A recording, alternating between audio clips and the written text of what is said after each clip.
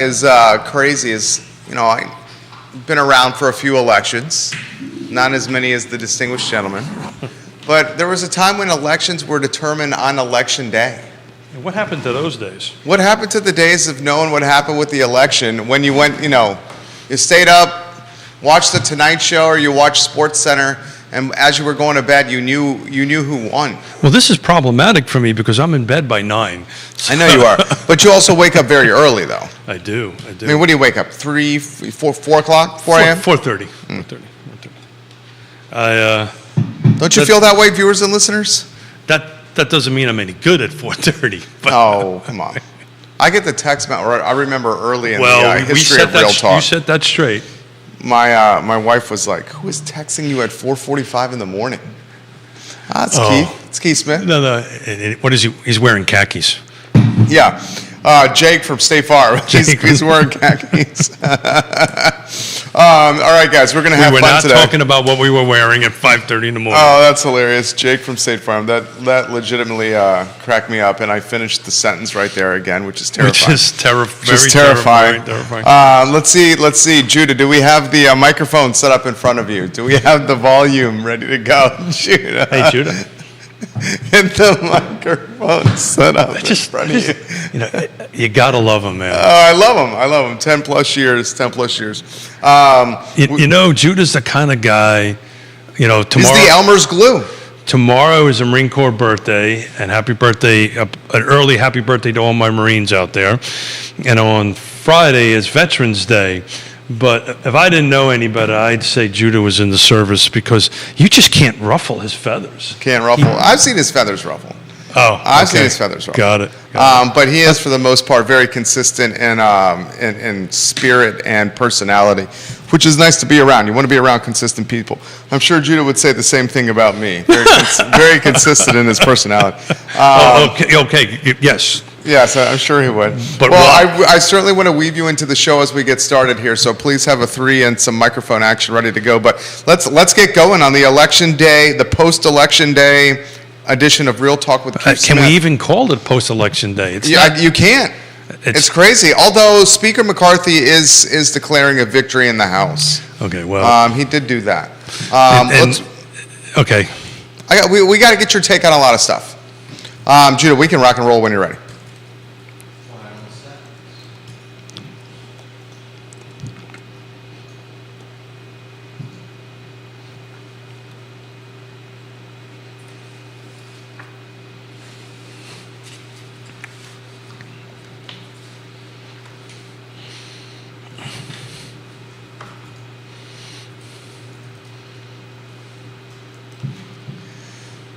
Good Wednesday morning, guys. I'm Jerry Miller, and welcome to Real Talk with Keith Smith. Thank you kindly for joining us. A pleasure to connect with you guys through the I Love CVille network, where we have an audience that's every social media platform possible. Today is the post-election, I guess we can say that, version of Real Talk. There's a number of seats still to be determined, and the Senate is very much up for grabs. We'll talk elections from a Commonwealth, from a Senate standpoint, and across the board as we try to make some sense of it all. And maybe what it means or what it doesn't mean. Housing. That's how I think we should do. You hear Keith Smith's voice right there. Sorry. Judah Wickower is our director. And it's the Wednesday edition of the show. My friend, how was the election night? You would think with us coming up to 400 shows, I would know not to interrupt you when you're doing that. I'm a little slow. You're fantastic. I think the evening, we kid or we joked about this before the show started. There was a time when elections were determined on election day. So, you know the whole rule about jokes, right? What's that? They always got a little bit of truth in them. Yeah. So maybe not so much a joke. I was up until wee hours of the morning watching it. I may or may not have taken a nap in the middle of it and then woke up and watched it for a little bit of while. But I haven't checked it, frankly, since this morning. My feet hit the ground this morning, and we've been rocking and rolling all morning long. Opened up houses for appraisers and all that fun stuff. So your business is humming. Yeah, thank the Lord. We're doing good. We're doing well. What do you attribute that to? I mean, talk about the market. We'll get to the election. That's interesting because I think we tapped a little bit into that on Monday, which was a really dynamic show, by the way. If you haven't had an opportunity to watch it or listen to it yet, go back and Real Talk with KeithSmith.com. That's right. And go ahead and take a look at it, because it was a very dynamic conversation from different perspectives, and the engagement from the folks in the feed was, to use your quote, was on fire. But yeah, so it's I think one of the questions was asked on Monday is, how do you, as a real estate agent or somebody in our industry anyway, kind of deal with this shift? And it's the three things I've always been talking about: be professional, be trustworthy, and be caring, and the rest will take care of itself. Always strive to increase your professionalism, always care about the other person, and be trustworthy. Let's talk about the election. Last night and housing. Where do you want to start with the election? Yeah, is it over? No, it's not over. Unfortunately, it's not over. Yeah, so the House is looking like it's. I almost feel like we can't talk about it because it's not over yet, right? Senate's to be determined. Yeah, it's frustrating. Yeah, has the House been called? Has anybody called the House other than? Depending on who you ask, the GOP is saying it's red. It certainly has not been. It's not official, as a number of seats are still, from a vote count by the letter of the law, undetermined. Well, we're in flux. Yeah, we were just a follow-up for our conversation with Jesse Rutherford, and a little bit of a chat before we went live in our pre-production meeting. That was all about 30 seconds. This is not a wave. This is not a tsunami. Kevin Yancey calls it right now he uses your phrase, trickle. Yeah, so a trickle. That's what you said. Yeah, So actually, trickle is on, but more like a splash, right? A ripple, right? When a pebble, bubbling brook. When a pebble drops in a clear glass of flat water, it kind of ripples along. So it's a ripple.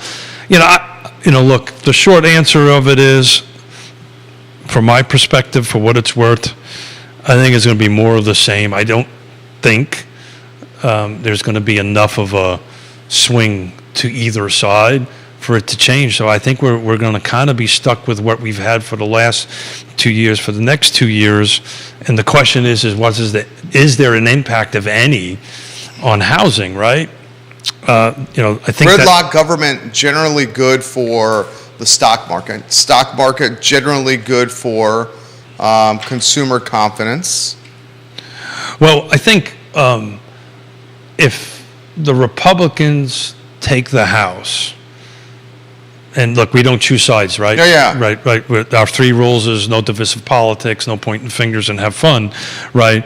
But my personal hope is that they just focus on what they need to do to fix inflation, not start pointing fingers at the other side, right? I hope they take some of our three rules here on Real Talk and apply it to government on that end of it. And if they do, then I think we have the chance of kind of moving in the right direction as far as inflation goes, and housing, and so forth and so on. But I think if the Republicans take care of the House, this is something we haven't talked about in a while, but this $15,000 first-time home buyer credit, that's pretty much off the table, I think, if this projection is true, that they take the... You see a lot of that? Take the House. Excuse me? Did you see a lot of that? Well, it's never been approved yet, right? So that's the thing. It's out there. It's a first time. Now, that would be helpful. Yeah.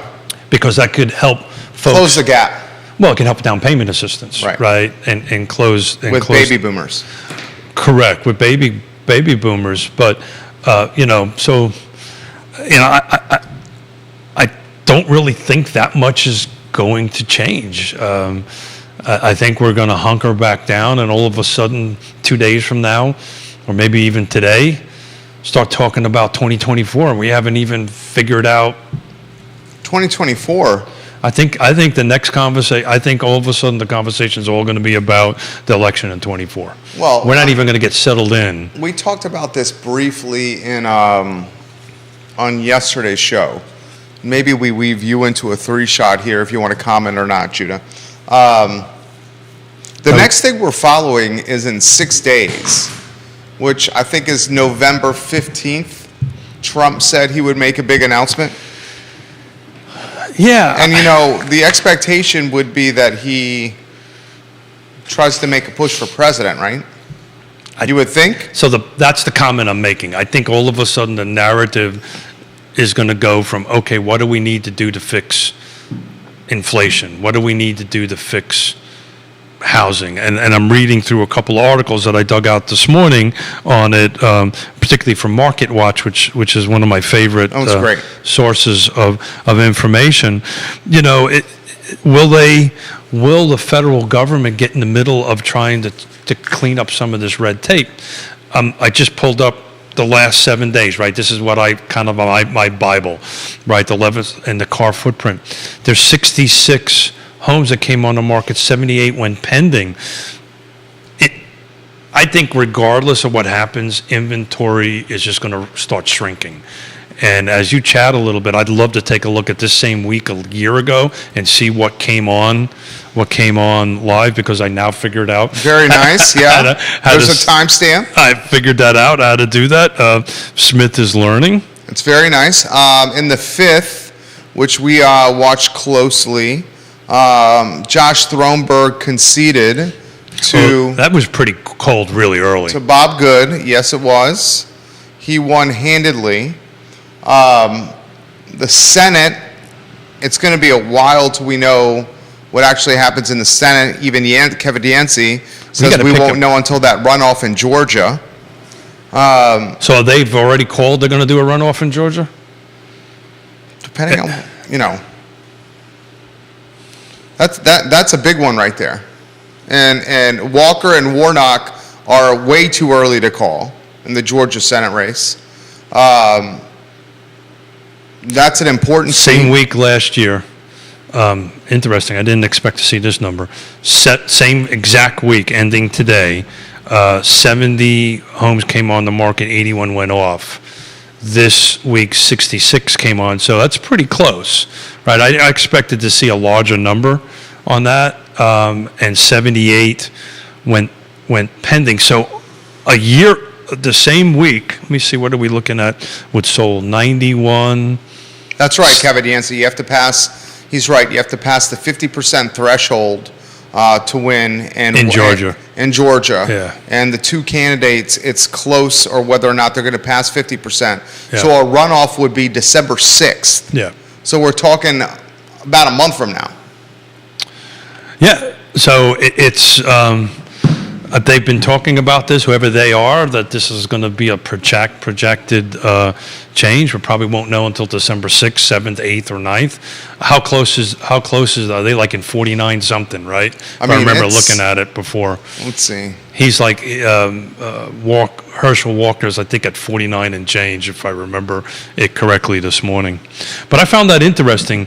We're not that far off in new and pendings versus a year ago. I expected that number to be very different. I mean, the number one thing here from a housing standpoint and real estate standpoint is how quickly can the government, like you said, get inflation in control so rates can start going down again, or less, or kept from rising again.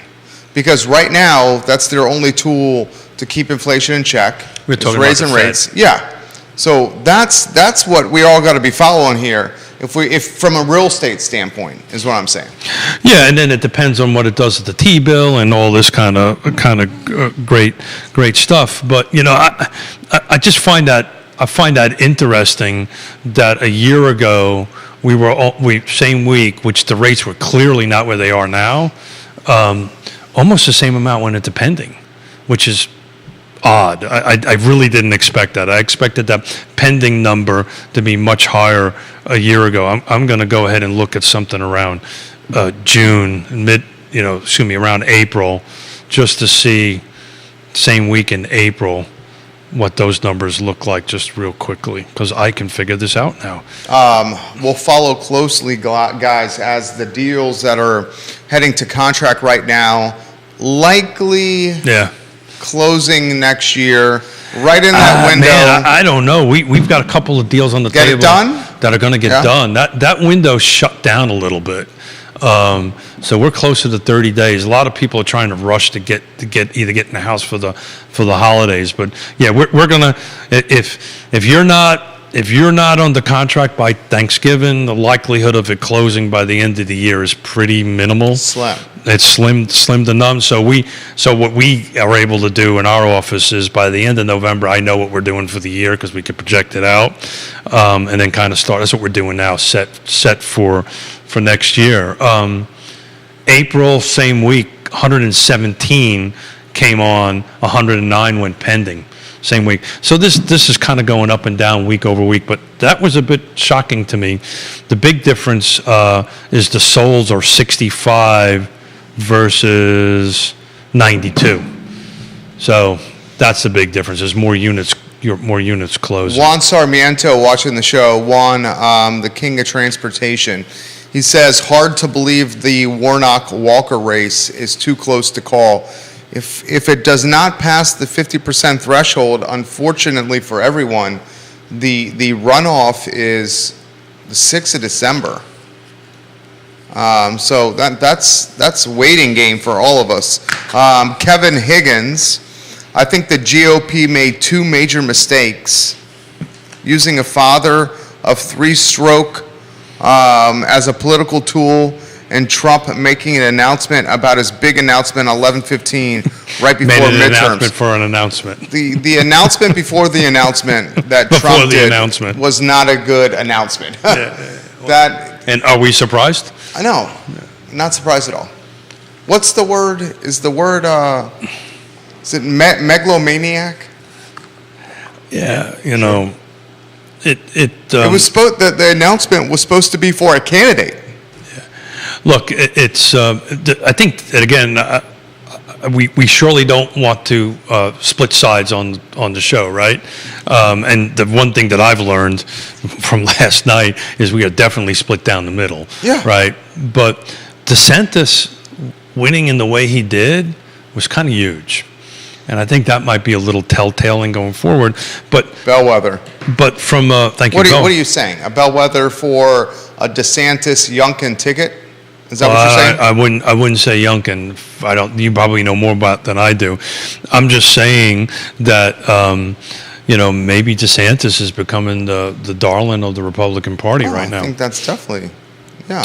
But the point of the show is, from a DeSantis Youngkin ticket would be a tough ticket right there. That would to beat. Mm-hmm. I would agree with that. Mm-hmm. But the reality of it is, you almost, and I'm going to be somewhat cynical here, I don't think the needle, and I hope I am wrong, but I don't think the needle on the inflation is going to move much in the next 18 to 24 months, or the recession in the next 18 to 24 months. I may be wrong.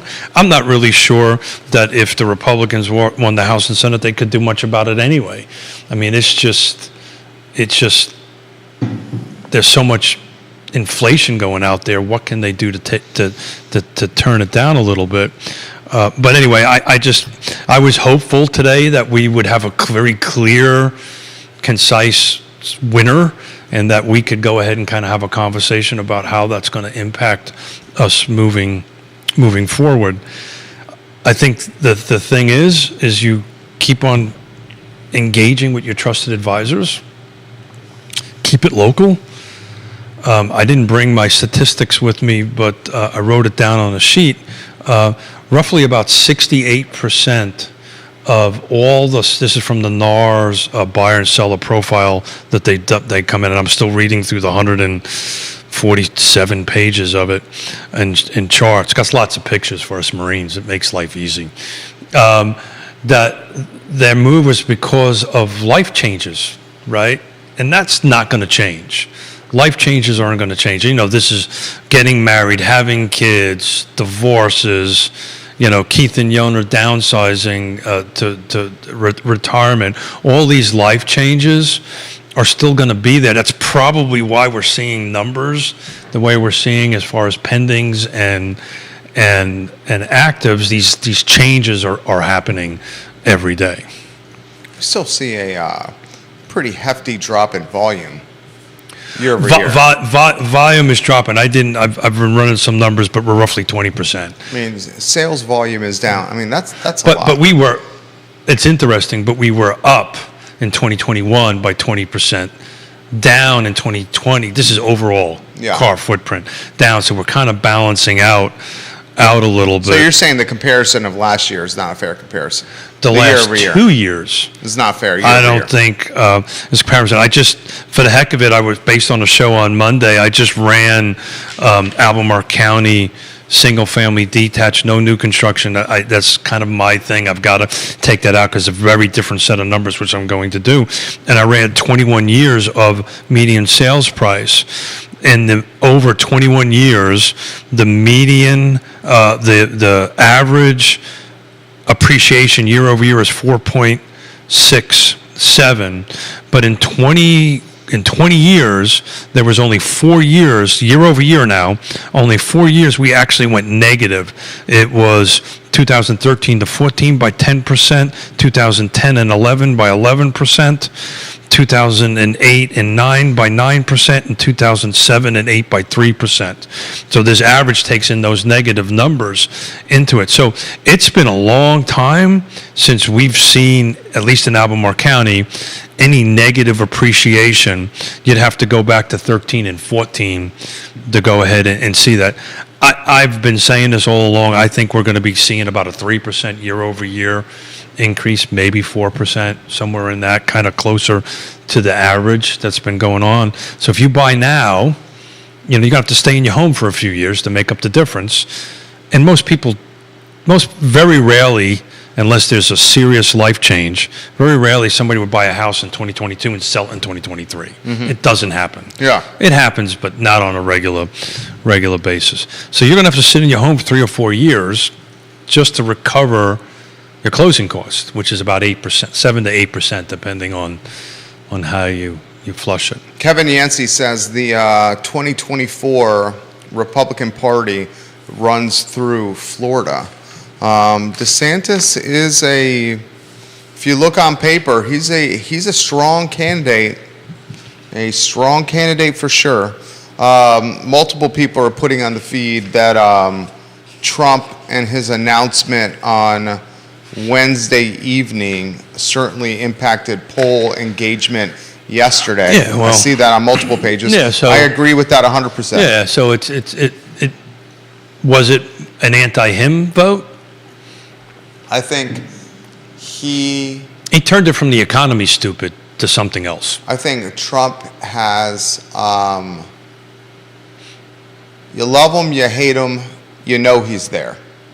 And when you know he's there, you get a lot of people watching and tuning in real time, or the highlights or the clips or whatever you want to call it. Why is that? I mean, he's one of the most recognized brands in America.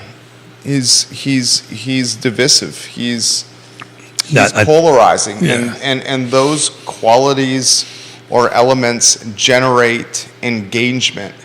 And had Trump not have made the announcement perhaps on Wednesday evening, some of the folks that were disenchanted about going to the polls perhaps ended up going to the polls, and otherwise they would have stayed home if he hadn't have made that announcement. And I think that's a fair statement to make. Now, to Keith's point, and I think if you're watching the show, what Keith said at the beginning of the program, I 1,000% agree with.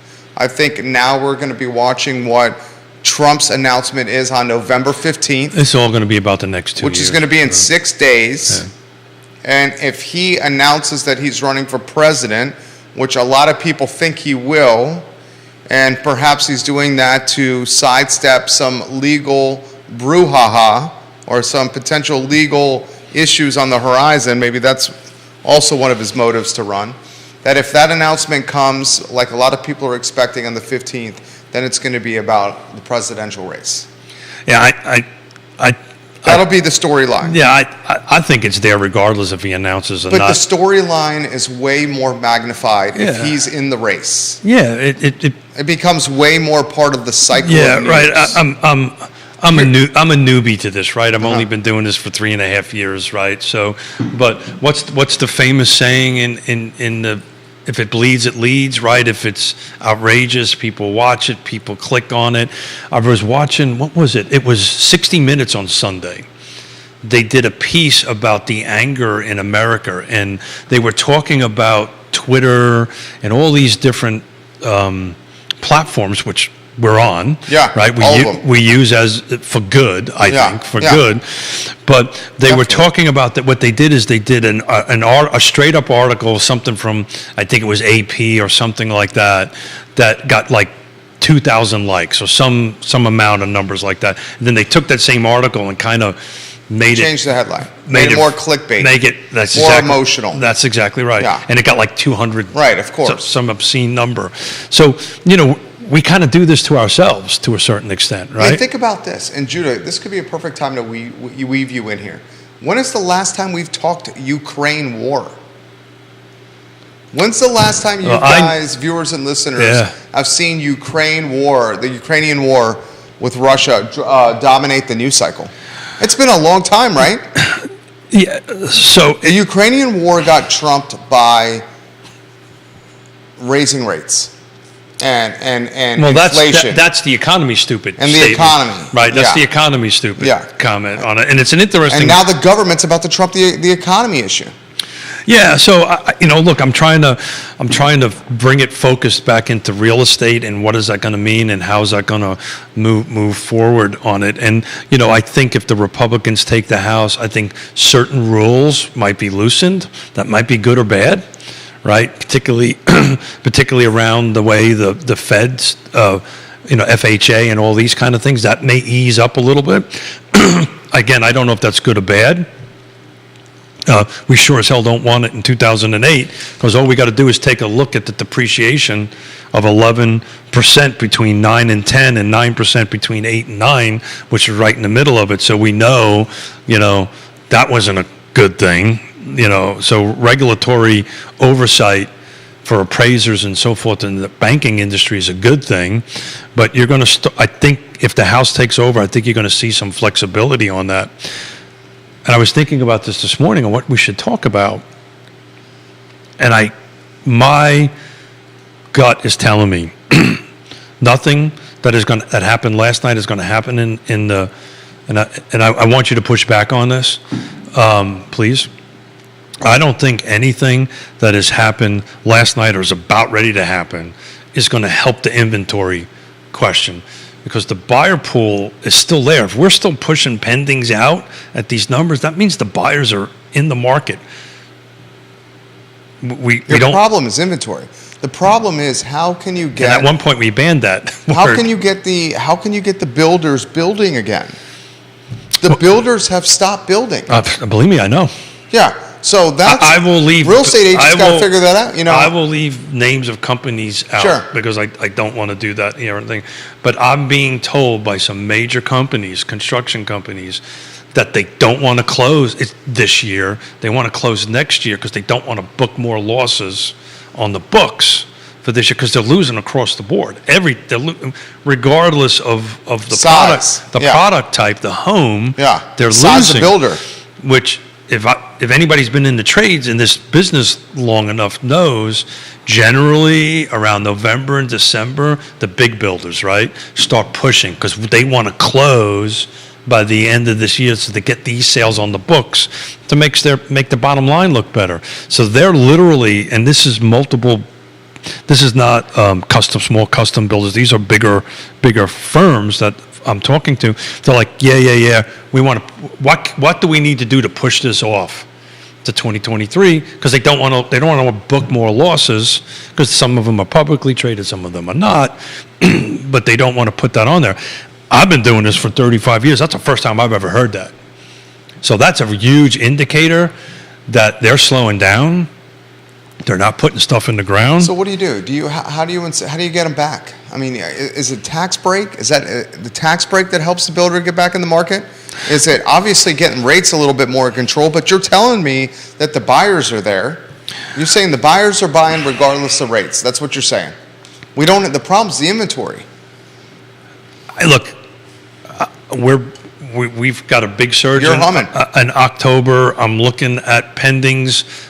Pendings are kind of staying somewhat the same. I'm not seeing these huge, going from 80 week over week to 20, right? There are a few percentage points up and down, but there's deals being made and happening on all that stuff. So again, there's two things we're not supposed to talk about: inventory and this other thing about dating and marrying. We won't talk about that on it. But I think buyers are going, okay, I'm going to buy now. I'm going to buy and hold.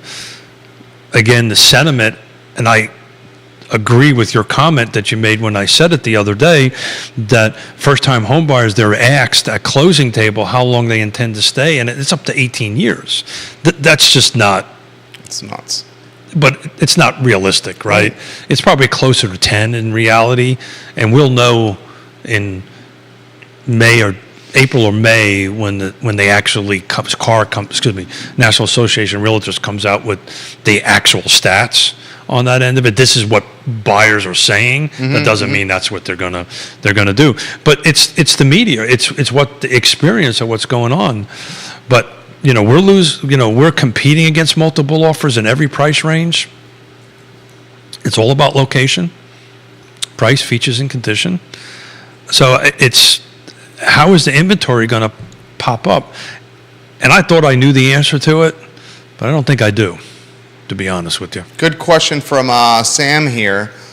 Is any locality experiencing building right now, Keith? Really? Oh. Saying no over here. So I'm sorry, I shook my head. Sorry. Nowhere? So we have to define building, right? So are we defining building as new developments coming out of the ground, right? So there's a path here. So are we talking about new projects going in the works that are not approved yet? Are we talking about building? Or we're talking about building on existing lots? The building on existing lots will continue, right? But then there's going to be a saturation point that if there's not backstopped with more lot inventory, then that's just going to come to a screeching halt. So some of these builders, these large builders, they're playing this absorption game, right? They're playing, okay, if I build, instead of building 200 units or 300 units in 2023 like I did in 2021 and 2022, I'm going to build 200. What does that look like to the bottom line? So they'll start ramping back their production on the end of it. I'm working on putting have Stanley Martin come in here and then a custom builder come in here because they're very two different paths, right? Yeah. Some of the custom guys are starting to also lose contracts now. And that's... I've heard. Yeah, that's a big thing, right? Especially a big thing with the custom guys, because the custom guys... That's a huge thing. ...have the opportunity cost of their time. So if they go into, let's call it a baseball game with a customer, and they get into like the second or third inning, which is kind of the design phase, and everything's been spec'd out and presented, and you're pretty much getting to signing the contract, and those contracts don't happen, these smaller teams don't really have the economies of scale of labor, where getting into the second or third inning doesn't sing them. Well, the big teams have the same thing because I'm telling you, you're going to start seeing... Oh, I know they do, but I'm saying it's impacting the smaller guy. Very much so. Like the smaller guy that, I know. I'm raising my hand. You guys have so much more hand-holding. Been there, done this. I mean, how much time goes into the meetings and then a spec sheet? Hours. Right? Hours and hours and like hours. Days, right? Yeah. So, look, much like the conversation we were having about when the middle or the beginning of the pandemic and materials are going through the roof. Remember that whole phase, and my advice to many builders that were calling me, custom, make sure you write acceleration and de-acceleration clauses into your contract. The custom guys will. He's talking with the COGS, the cost of goods. Cost of goods, right. Yeah. So if it goes up over 5% or below 5%, that kind of thing. The conversation I'm having with them now is, you better write in your front end, if you get out over a design fee, there's a penalty. At some point, your deposit's in jeopardy. Now, 10% of a million. It's hard to do that, though. It's hard to do, say the deposit is now ours. Yes, because the buyer. It builds some ill will. Well, you also want to get paid for the work that you've done, right? So normally the way I used to do it way back when because believe me, I've lived through multiple versions of this. I know you have, yeah. And did business. Look, it was always look. We had in our contract, so many hours for and we kept track of our man hours, right, or our person hours. Mm-hmm. We were going to work on it, and we deducted from the deposit, and whatever was left, we gave them back. But I don't think I've ever told you the story, but. So back in 2006 and 7, and before, 5 and 6, and before 7 and 8 came around, what was common back in those days for custom guys is Jerry would be out in California and would say, hey, we're going to buy this lot, we're going to build this custom house, and we go through it, and I get a 10% down payment, and I use part of my multi-million-dollar line of credit. I build it. When it's done, I give you a check. Excuse me, all the way around. You give me a check. I give you a set of keys, right? Mm-hmm. Well, this hiccup happened, and the reason I know it always comes out from West. I had 2 lawyers out West do $750,000 bills. This was back in 2007, moving into 8. So big time. Just never showed up for closing, and demanded their money back, and threatened to sue me if I didn't give the deposit back. So I gave them the deposit back because I couldn't, the amount of money I was going to use to fight them. And oh, by the way, then once it's under some sort of suit, I can't sell it to Judah. It's now it's under the, there's a legal term for it, Oof, which is. That's a mess. Which is, yeah. We ended up selling those for about $350,000. And about what was a year. Your cost on that? Oh, 700, 650, 700. I'd have to look back. But we took a bath. Plus, we had to carry it for a year before we sold it, which was always the risk of doing that type of thing. But when it's humming, it's humming. And that had nothing to do with the development side of things. This was on the building side of the company. So the point I'm trying to make is these small builders, they're going to start contracting. Yeah. Everybody's going to start contracting. Everybody's going to say, okay, let's see what's going to happen with the market. The custom builder really isn't helping the inventory conversation that much, right? It's unless the custom builder owns a lot or two. Then that's a different story, right? But there's varying degrees of developer. I would say a custom builder that has a handful. I mean, is that a developer there? I mean, yeah, sure. A developer is if you take a raw piece of land and turn it into multiple lots, you're a developer. There's different levels of it, that's right? That's what I mean. But I was just looking at it from a perspective that most custom homes are not inventory to sell. They're custom homes for Keith and Yona Smith, right? And I intend to stay in that house for X number of years before I sell it. Whereas some of the larger developers and builders, they're generating hundreds and hundreds of lot inventory, which then we can sell to Judah. Does that make sense? Makes sense. Perfect sense. Almost sound like I know what I'm talking about. You do. It's like you've done this before. I've been. It's like you have 35 years of experience. I actually got a T-shirt somewhere. Ray Cadell watching the show. Ray, we love when you watch the show. What part of the world is he in now? He reached out to me and he said, I'm on the road a lot playing music around this time of year, but he's always listening. Yeah, I follow him on Facebook. That man is on the road, and I'll tell you, that's a success story of doing what you needed to do to get through COVID, and he's back 110% now. Yeah, he's the man. Here's his comment here. Keith and Jerry, it's time for your trusted real estate advisor to make sure she is well versed in alternative mortgage programs. Oh. Those of us more mature brokers remember 321, 2-1 buy downs, etc. even GPMs with built-in negative amortizations and schedules. Keith and NAR hit the nail on the head. 68% of transactions are lifestyle related. I call it moving up, down, and sideways. That might slow down some, but it is not going anywhere, and we have to show folks how to accomplish what they need. So, Judah, in my, what was the guy that used to say in my formerly nicotine-stained hands? What was the radio guy? Rush Limbaugh. Okay. If you could take a look at that Market Watch, I'm actually been reading an article I pulled off this morning, how buying tactic from the 70s, 80s is seeing a revival. This is this 2-1, 2-2, 2-3-1. There's all those different versions of it. And thank you very much, Ray, for chiming in. Scott couldn't be with us today. He's in Richmond. I really wanted to have Scott chime in on that. So if there's any loan officers that are watching or listening right now, to chime in on it.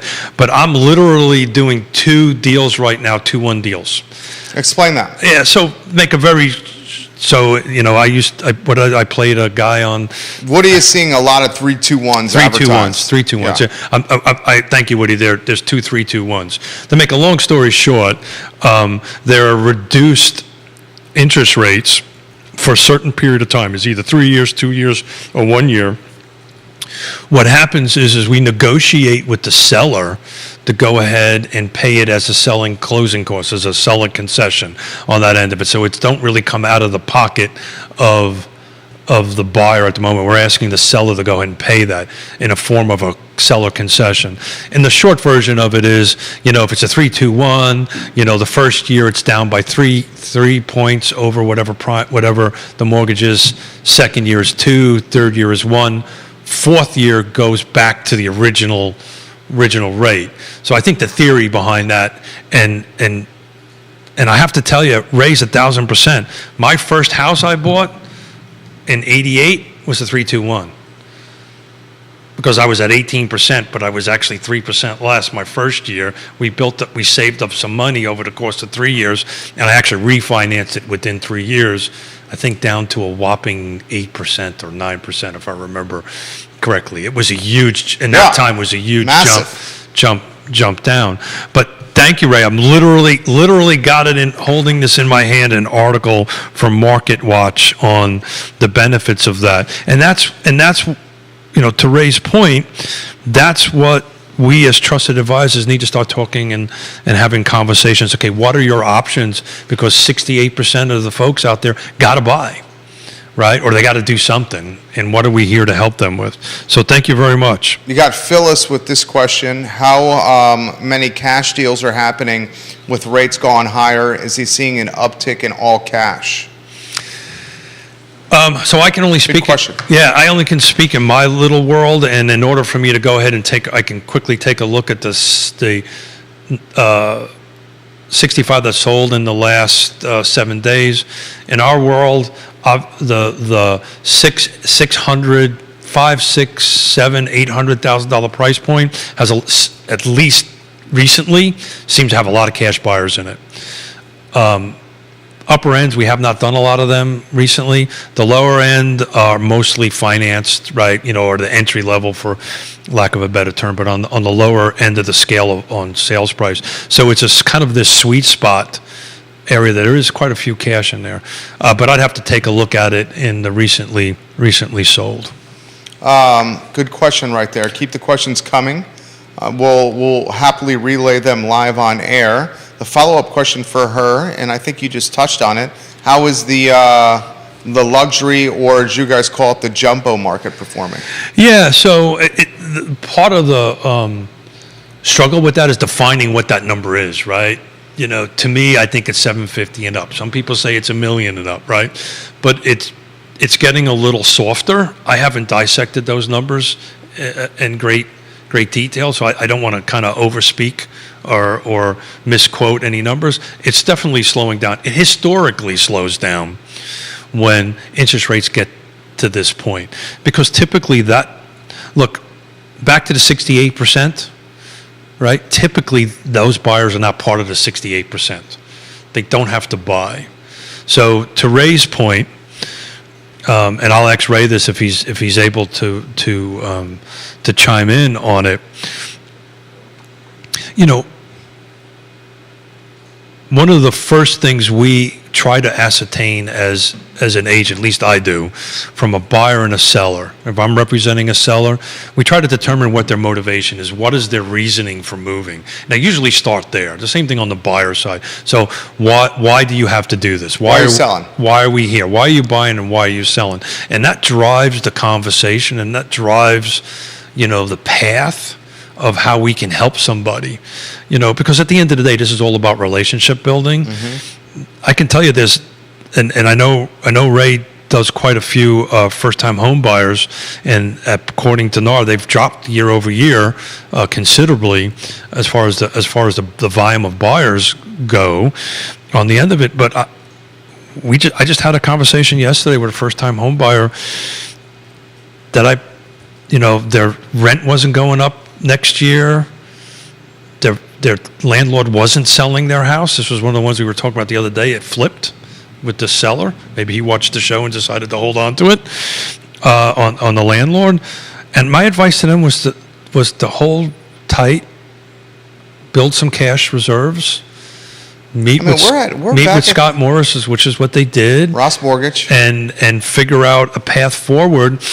And, inventory, I think inventory is just going to stay the way inventory is for a very long period of time. Anemic.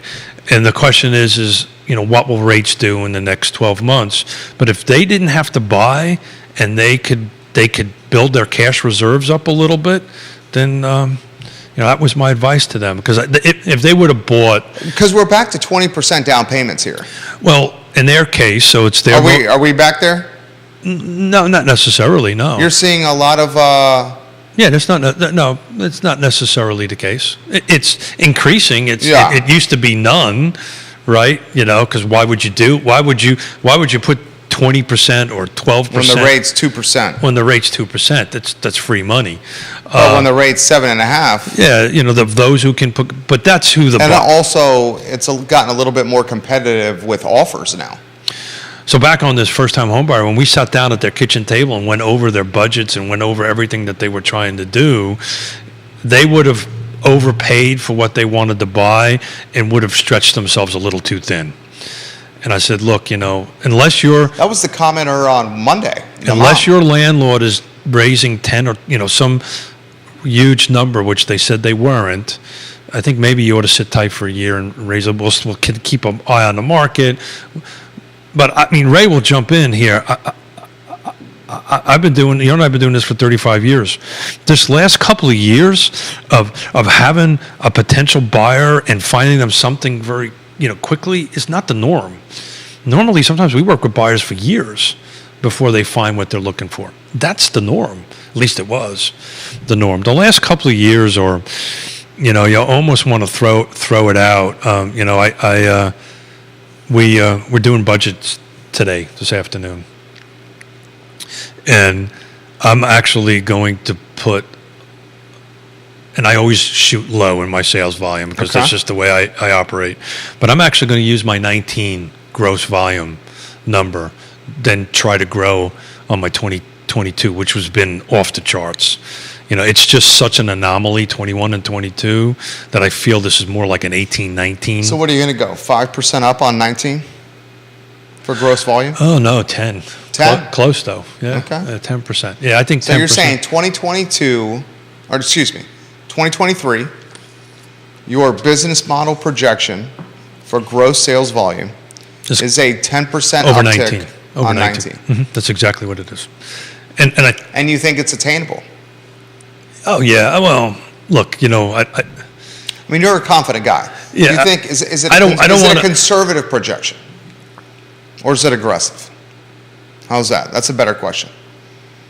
I would say I'd say that's fairly aggressive. I would say it's aggressive. Because 19 rates were at, you have it in front of you. I don't have my rates in front of me. What were rates in 19? 5? 4 or 5%, something like that. Yeah. So we're talking 2 points plus next year. Yeah. Than 19. Yeah. And less inventory. Less inventory next year. than Yeah, 19. I have to go look back at the 19 inventory. I think we're probably closer to the 19 inventory. You think? Oh, yeah, I think so, yeah. I think we're, Below but I don't or- have that below or data with higher? me. Excuse me? No, I think, Next year? within a few percentage points. This is going to look like more like an 18, 19 volume of sales and so forth and so on and that kind of thing. Prices will be way higher, right? That the median sales prices will be above 18 and 19. But I think as far as the volume goes, That's a good point. I think you'll be closer to 18 or 19. Like I said, the last What's the uptick in values 19 versus 2023, you think? 35%?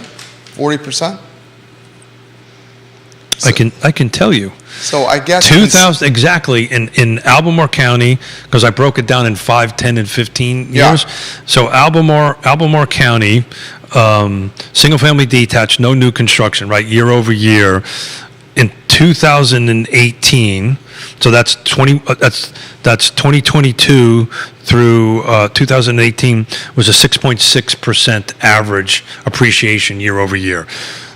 But that included a 13% in 21, 19, 9, then we had a 13, 9, 9. We were flat. What's the median number? 19's median sales number, actual dollar versus 20. 18 or 19, because I'm talking 18. Okay, go 18 versus 2022. 425. 18 was 425, 425,000. Yep. Median sales price, single family So detached. 2018 median sales price, And- Albemarle County and now- was what? Hold on a second. 425. 425. And now? 472. I mean, that's a lot. That is a lot. It's 31%, according to my calculations. No, it's 31% over. So I apologize. So I did 2021, which is 505. So that's 31%. But in any event, we're double digits, and that's just not normal. I think we're going to be back in a sales volume of 18 and 19.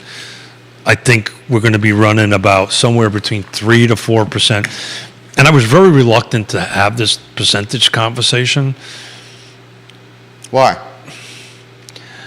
because we're in 2020 and 21, in 2022, or first half of 2022, second half of 2022 did the O shift, right? Or the last 4 to 6 months was so outside the norm, it's hard to calculate against it. Those years it didn't matter where you were, you got top dollar. Now, location matters, right? We've been calling this for a while on the show, the micro location, right? It's one side of Lake Monticello is different than the other side of Lake Monticello. So when you group everything together on the Lake Monticello, much like Todd taught me in Nelson County, right, by pulling out Wintergreen, which I did not do, which was a great catch, and thank you again for doing that. Todd Rath. On that end of it. Blue Toad Hard Cider. So you have to kind of look from, this numbers I'm throwing out for Albemarle County is all of Albemarle County. If you this took me a whole day yesterday to put together because I can't do it on car. I actually have to manually do these numbers. But if you broke it down from Crozet and Earlysville and Schuyler, right? They're all going to be different numbers and different percentages. Again, this is why you hire somebody like Ray Cadell, who's a trusted advisor who understands this, who's been through this for a while, and understands the impacts of what one market or one neighborhood or one area is over the other. Keith Smith, Real Talk with Keith Smith, dropping knowledge here. Folks are asking about Augusta County and if construction's still happening there. Yeah, I think Augusta County. The answer is yes, because I think. So generally, what happens once it's in the development phase, they're just not going to stop. And there's a lot of projects in Augusta County that's already been started, right? Dirt's starting to get pushed. Once that ball starts rolling, they're not going to stop. It's for two reasons. One is they're committed. Yeah. And the second is they're betting on the market changing in the next 12 to 18 months. Now, I will tell you, they'll slow the tempo down a little bit, they'll slow things down as far as the development side and the construction side of it. But you will, it's the price point, right? You'll see the other side of the mountain, do well, I think. How's Spencer? Is remodeling still, as Jerry says, on fire? Yeah, it's interesting. I was thinking on the way in, with this Facebook laying off 11,000 folks in Meta. Everybody is. And it seems to be focused, and you know more about this than I ever will. It seems to be focused in the tech side of things. Is that a fair statement? The large numbers Tech anyway? is getting hit hard. Kevin Yancey says this. Explain how you can project an inventory shortage for 2023, but forecast double-digit sales increases for 2023 versus 2018. Well, you got to realize that they're closing deals at higher price points. So even if they sell less volume, the transactions are happening at higher price points. That's exactly versus right. 2018. So you can conceivably have less closes and still do more sales dollars. So 18 was 425, 472 for this year. So even if it stays flat, our average sales price It's higher. is considerably higher than it was at that point. So Yeah. So if the inventory is flat or even slightly down a few units, you'll surpass.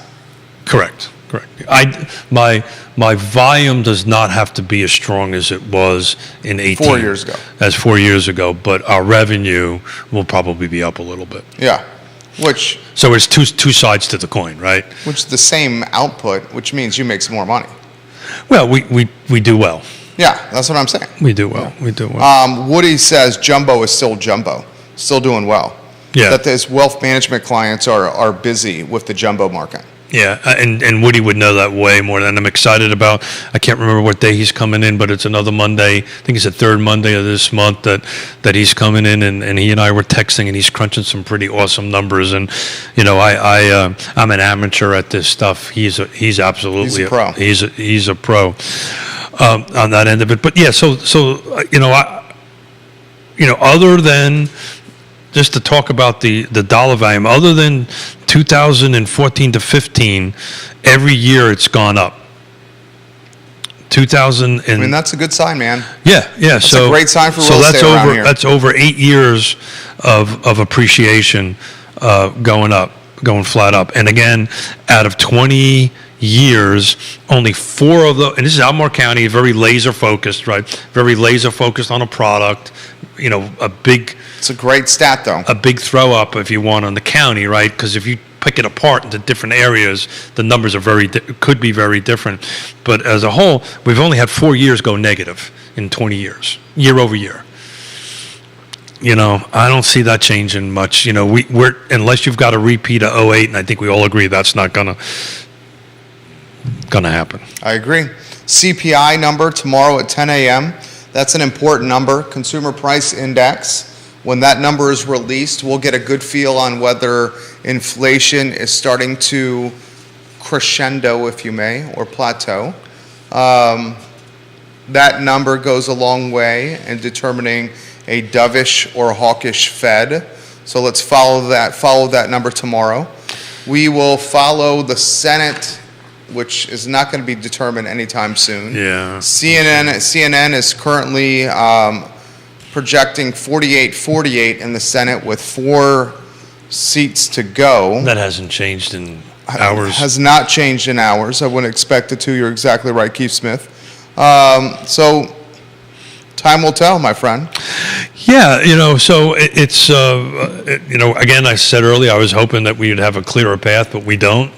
I don't think anybody on this set is surprised that we don't have a clear path, but, just again, a shout out to Ray Cadell for bringing up this brushing off this whole buy down thing from the 70s and the 80s. I think you're going to start seeing more creative as this article says, the bell bottoms are back. So maybe if you Bell bottoms. literally, if you read Let's the if you read the article, that's what they're referring it Let's to. hope not. Is the bell bottoms. Last thing I want to see is Judah walking in here with some bell bottoms on over here. Actually, I think it looked well on Judah. Judah, you pull off a pair of bell Judah bottoms. could pull off bell bottoms. Great question from Brian.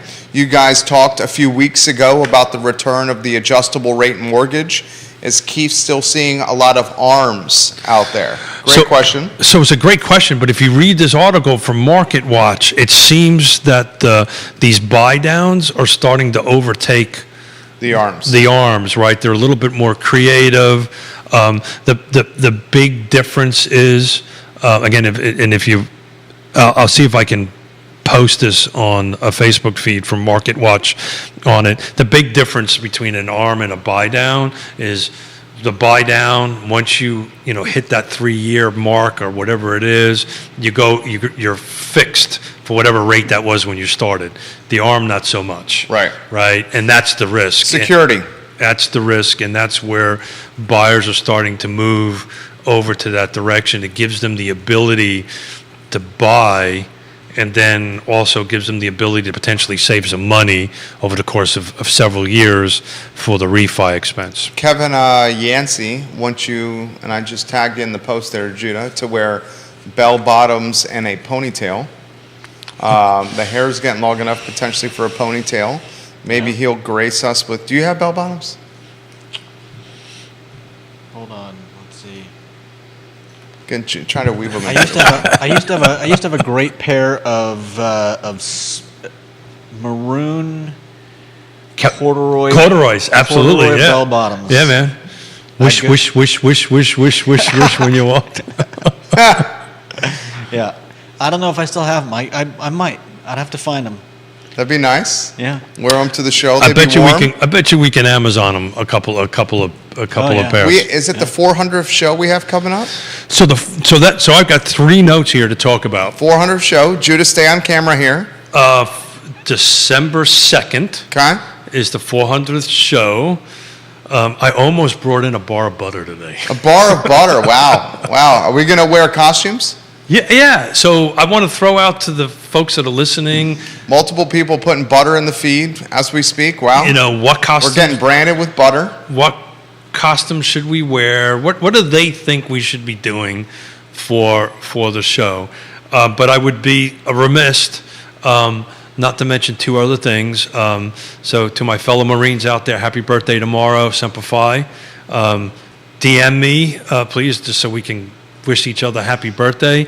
And then on Friday is Veterans Day. Ooh. So my idea for Friday is if any veterans are watching, please DM, what branch you were in, what years of service, what your MOS, what your job was, and what was your biggest takeaway from being in the service, and how did it help you for realtors to be a good real estate agent or whatever you're doing in life? What did it do to help you move things along in life? I'll give a shout out to 3 of my favorite service people that watch and listen to the show. Lee Elberson, Yep. a Marine.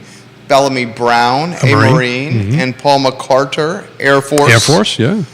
So shout out Kerry Rock Army, Kerry Rock, Army. Shout out to you, Nikki Chambliss, Air Force. Air Force. Any you want to throw in the mix that you can think of that have come on the show or regularly watch the show, interact with the show? We appreciate all our service people. Friday, that's what we're going to do. We're going to talk butter, apparently, and service folks. We want to. I don't think we've ever had a Veterans Day land on a Friday for the show. So I want to take some time and wave the flag and say thank you to our service folks. We salute Keith Smith Yep. for his service. I thought you would have said your first favorite Marine was me, but A that's Marine, okay. Keith Smith. Kevin Yancey says he's U.S. Army. Army, that's right, yeah. 82 to 85. That's right. Salute to Kevin Yancey. Friday, we honor all veterans. In fact, on this set and on all our talk shows, we honor veterans all the time. We surely do. All the time. So the big thing is what were your branch? What was your years of service? What was your job? If you want to shout that out. If you can't tell us because you have to kill us, we don't want to know, right? But and then what what skill and what life skill did you learn in the service that helped you out moving along? How's Yona, the beautiful 7'8"? Mrs. Smith is doing great. It's funny. My fellow Marines are going to be really pissed at me. Oh, So my wife loves the Marine Corps probably more than I do, if there's such a thing possible. And I inverted Veterans Day and Marine Corps birthday. I said, yeah, it's on the 11th. She goes, you idiot, it's on the 10th. And I went, oh, that's right. she didn't call you an idiot. Yeah, actually she did. Oh, Yeah, she did. She did. Yeah, she goes, yeah, she pretty much said, you're an idiot. But so it's our birthday tomorrow. Normally the tradition, I don't know if you ever told you, there's a Marine Corps ball that if you're in embassies, that this was the event of the year. And just imagine there's 5 or 6 jarheads, Marines, not over the rank of sergeant, have to put together a ball. sounds fun. I would be there. That has all the ambassadors. Oh. It has the prime minister typically of the country or whatever. In the Soviet Union we didn't, or in the East Bloc we didn't. But it had all the French and English, had all the Western ambassadors there, and that whole protocol. Just a bunch of jarheads putting that together. And needless to say, it's funny. You can do all that protocol, but once alcohol gets in the middle of it, everybody's the same. You know what? We should ask Keith the question from the show, Judah, yesterday. In the last 5 years, Albemarle County, City of Charlottesville, what has been the most impactful economic development initiative? Last 5 years, City of Charlottesville and Albemarle County. Can you name or even come up with one economic development initiative, the most impactful one? So are we defining economic? I mean, Because I think development is so many people will disagree with me. I think development's economic development. Okay. Yeah. Albemarle and City of Charlottesville. Development, undoubtedly. Stonefield and Fifth Street Station were before 5 years Yeah, ago. I would agree with that. Neither one is within the 5-year window. But I was speaking of residential development. Some folks think that Okay, what residential then? Well, the projects that started in the North Point. Yeah, but that started like 15 years ago. Yeah. Wow, that's a great Job recruitment, big firm coming to the area. So I think We couldn't come up with one. I think Alex Erpy was here too. and Alex couldn't come up with No, one. think about it. So This is what I do for a living. Could not come up with one. So City of Charlottesville, Albemarle County. yeah, so I think Willow Tree would be one. That was not within 5 years. When did Willow Tree move over there? Longer than 5 years ago. Really? Yeah. Wow. Okay. No. Willow Tree. I'm thinking the techie stuff right Yeah. now. That's all been more than 5 years. Yeah. Because Can you look at that, June? I feel like Willow Tree might have been right at the edge of 5 years. It was close. We should figure. right at the I'm edge gonna of go 5 to years. their And website then here. Apex. Apex is a good one. That was within 5 years. Was that economic development attracted by the county or the city? I'm just thinking about economic development. Well, that's my key. is what economic development is Albemarle County or the city of Charlottesville So done? it's funny that you should bring this up, and our chemistry is working a little bit. I'm actually working on a series of shows in January, bringing in economic development directors, because in the beginning of the year, we're going to kind of go into remember for a while we did bringing elected officials in and so forth and so on. So we're going to do a series of shows doing that way, but at economic development. So in other words, the Flavanna and Louisa, since they're closely together. Yeah. Albemarle and Charlottesville, and they, Greene and Nelson or Greene and Albemarle, and say, okay, so what's going on? Because to your point, how I think the point you're trying to make here is how can we move the needle away from residential rooftops to something else, right? And That's my point. these are the people in the front lines of that. So I'm just thinking about what I mean, think about it. Major business data code. I would code on the downtown mall. code. I'm just thinking high tech code. And again, I can't tell you if that just happened because the market happened. I don't think the city of Charlottesville said, we're giving you this huge That's tax what I'm break." saying. Yeah. Driven by the government. Yeah, I Driven don't- by economic development. Yeah, I can't. Joffrey, his Well- vision for code or his plan to do something like code has been in his mind for a while. So and he if- had the capital to do it. Sure. If Willow Tree was inside that 5 years, there was some direct connect Oh, between, that's not a bad one. between Albemarle Albemarle County. County recruiting them with that- some tax credits. Yeah, that would be a direct connect into that. And I don't know about code. You know, I don't wouldn't- think, I would not say don't that would be think the there case. was any incentive No. there. There may have been something with Apex, but again, I'm not sure. Apex is a good one. And then the co-construct is still here. We also had a pandemic, right, in the middle of that 5 years that nobody was doing anything as far as economic development goes. Not, so, you need to calculate that into your metrics of your thinking. So did anybody double check Willow Tree? Am I I'm close? trying to, Oh, not end of it? looks like 2018. So kind of right on the cusp here. I'll call 2018. We'll invest, yeah. So I know 2018. that. We're looking at right at the cusp of 5 years right Yeah. there. Look, I'm going to let the economic development people defend themselves. I've been doing this for, stop saying it. I've been doing this 35 years? I won't say it anymore. Because that's the other thing Yona said. You say that too much. But I've been doing it for a while. I have found that the market tends to outperform economic development departments. The market will move much quicker than they do. I can tell you in my own home county, and I can't quote it verbatim, there are a couple of things that came along that were initiated by Fluvanna Economic Development just recently, which I just can't quote them chapter and verse. So some of that came along, and that would have been a great question to ask Jesse.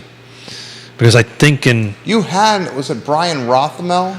yeah, but he He went left to Culpeper, Culpeper. and he's rocking the world. Oh, over dude. there. Bulldog. He's an awesome dude to start with. Comes from an awesome family, but yeah. So I mean that's an interesting thing. I mean, somebody could pull up the economic development Because if you page. think about this, and to your point, and I'm responding to people, Chen, Okay. Gentrification. So somebody could pull up the economic development. If Neil, To your point, there was COVID, and Kevin, I get that point too. There was COVID where 24 months the government pretty much did nothing. But one well, thing to highlight, it didn't do nothing. It You just know. didn't do anything for economic development. the collateral damage of 24 months of not prioritizing economic development is more of a priority on rooftop taxes, more gentrification. So I'm looking. That's a cause and effect. Yeah, I'm looking up the EDA, Economic Development Authority for Fluvanna County, just to see, what projects they have on their books, and I'm kind of sorry to say their website is not very interactive. Geez, I wonder why. Got the wrong people running it for them. Hey, so I got it. Firefly. Firefly? Yeah, broadband. Right? So Yeah, I'd say that's economic development. right? I'll give you that. Yeah, broadband. That there was a I should know this. I'm on the Planning there you go. District Commission. That- right? that counts. So That yeah, counts. yeah. So that was a partnership, a technically a PPEA, public-private. They call it a Public-Private Education Act, but education really is not part of the mission any longer.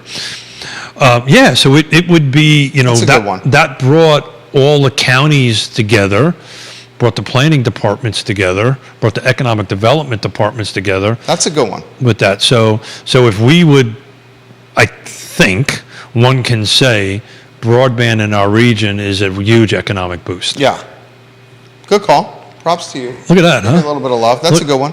That wasn't come up, and that's one where it's not so obvious, like bringing a massive firm here or like some Yeah, but tax incentives but to that's build. a setup for it, though. That's the infrastructure. That's the That's infrastructure. the setup for Yeah, it, right? that's a good call. And then, so That's well said. Fulvana County, if it ever finishes it after 30 some odd years, But you don't have the water, right? that's what I was going to. Yeah. Technically, water is flowing in Zion's Crossroads, but it's a very limited amount from the Department of Justice or DOJ, Department of Jails, right? Is that what it's called? No, hold it. DOC, Department of Correction, over there. So they're taking a limit on it, but they've got a backbone going from the women's prison up to Zion's Crossroads to a tank. They're waiting on the 400,000 gallons of water a day. And to put that into perspective, as volume, Lake Monticello uses about 500,000 gallons. So, Yeah. so that's a huge amount of development that could happen, economic development. But right now they have like 100,000, 120,000, which is nothing. I mean, you can make a strong argument that the most critical aspect to economic development in Fluvanna County is the water Oh, without doubt. Two things, and the density of people to support the development. three things. And I can speak with absolute authority to this. We, for many decades, our first word was no. We, meaning Fluvanna County. That has changed. On housing, it's not changed, but commercial, well, maybe it's gone back. Yeah. But I can tell you, as far as commercial goes, that's a yes for the most part. Where? In Fluvanna County, in Fluvanna County, but if it's got rooftops attached to it, it's probably a no.